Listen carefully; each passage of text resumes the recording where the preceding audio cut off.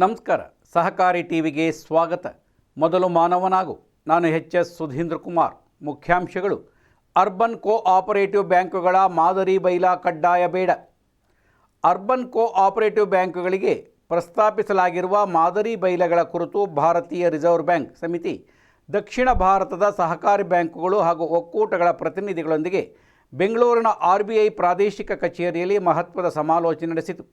2 ದಿನಗಳ ಕಾಲ ನಡೆದ ಸಭೆಯಲ್ಲಿ ಕರ್ನಾಟಕ, ತಮಿಳುನಾಡು, ಆಂಧ್ರ ಪ್ರದೇಶ, ತೆಲಂಗಾಣ, ಕೇರಳದ ಪ್ರತಿನಿಧಿಗಳು ಭಾಗವಹಿಸಿ ಪ್ರಾಸ್ತಾವಿಕ ಮಾದರಿ ಬೈಲಾಗಳ ಕುರಿತು ತಮ್ಮ ಅಭಿಪ್ರಾಯ ಹಾಗೂ ಆತಂಕಗಳನ್ನು ಮಂಡಿಸಿದರು.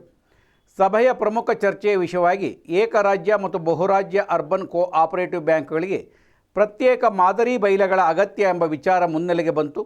ಎರಡೂ ವರ್ಗದ ಬ್ಯಾಂಕುಗಳು ವಿಭಿನ್ನ ಕಾನೂನು ಚೌಕಟ್ಟಿನಡಿ ಕಾರ್ಯನಿರ್ವಹಿಸುವುದರಿಂದ ಒಂದೇ ಮಾದರಿ ಬೈಲಾಗಳನ್ನು ಕಡ್ಡಾಯವಾಗಿ ಅನ್ವಯಿಸುವುದು ಪ್ರಾಯೋಗಿಕವಾಗುವುದಿಲ್ಲ ಎಂದು ಪ್ರತಿನಿಧಿಗಳು ಅಭಿಪ್ರಾಯಪಟ್ಟರು.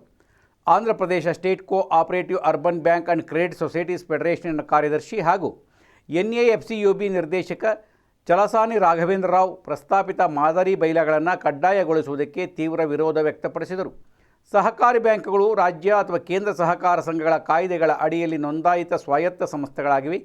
ಬ್ಯಾಂಕಿಂಗ್ ನಿಯಂತ್ರಣಕ್ಕೆ ಸಂಬಂಧಿಸಿದಂತೆ ಬ್ಯಾಂಕಿಂಗ್ ರೆಗ್ಯುಲೇಷನ್ ಆ್ಯಕ್ಟನ್ನು ಸಹಕಾರಿ ಬ್ಯಾಂಕ್ಗಳಿಗೆ ವಿಸ್ತರಿಸಿರುವ ಉದ್ದೇಶವು ಮುಖ್ಯವಾಗಿ ಬ್ಯಾಂಕಿಂಗ್ ವ್ಯವಹಾರವನ್ನು ನಿಯಂತ್ರಿಸುವುದೇ ಹೊರತು ಸಹಕಾರಿ ಸಂಸ್ಥೆಗಳ ಆಡಳಿತದ ಮೇಲೆಯೇ RBIಗೆ ಸಂಪೂರ್ಣ ನಿಯಂತ್ರಣ ನೀಡುವುದಲ್ಲ ಎಂದು ಅವರು ಅಭಿಪ್ರಾಯಪಟ್ಟರು.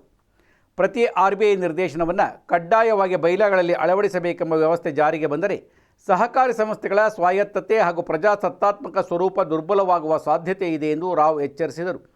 ಬೈಲಾಗಳು ಸದಸ್ಯ ಷೇರುದಾರರ ಸಾಮಾನ್ಯ ಸಭೆಯಲ್ಲಿ ಕೈಗೊಳ್ಳುವ ನಿರ್ಧಾರಗಳ ಪ್ರತಿಬಿಂಬವಾಗಿದ್ದು ಸಂಬಂಧಿತ ಸಹಕಾರಿ ಕಾನೂನುಗಳ ಚೌಕಟ್ಟಿನಲ್ಲಿಯೇ ಅವುಗಳನ್ನು ನಿರ್ವಹಿಸಬೇಕು ಎಂದು ಅವರು ಒತ್ತಿ ಹೇಳಿದರು.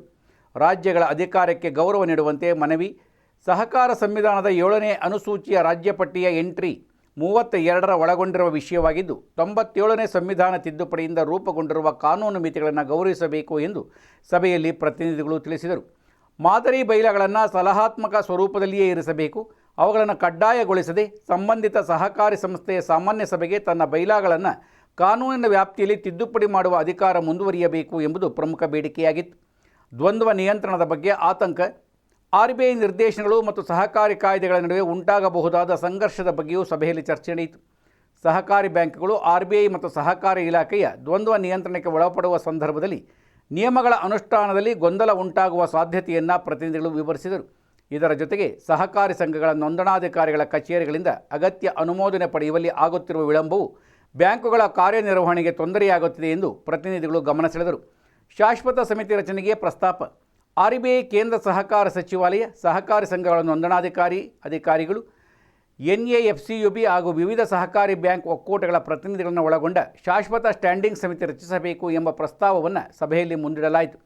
ಹೊಸ RBI ನಿರ್ದೇಶನಗಳು ಅಥವಾ ನಿಯಮಗಳನ್ನು ಜಾರಿಗೆ ತರುವ ಮೊದಲು ಉಂಟಾಗಬಹುದಾದ ಕಾನೂನು ಮತ್ತು ಆಡಳಿತಾತ್ಮಕ ಸಂಘರ್ಷಗಳನ್ನು ಈ ಸಮಿತಿ ಪರಿಶೀಲಿಸಿ ಪರಿಹರಿಸುವ ವ್ಯವಸ್ಥೆ ರೂಪಿಸಬೇಕು ಎಂದು ಪ್ರತಿನಿಧಿಗಳು ಸಲಹೆ ನೀಡಿದರು.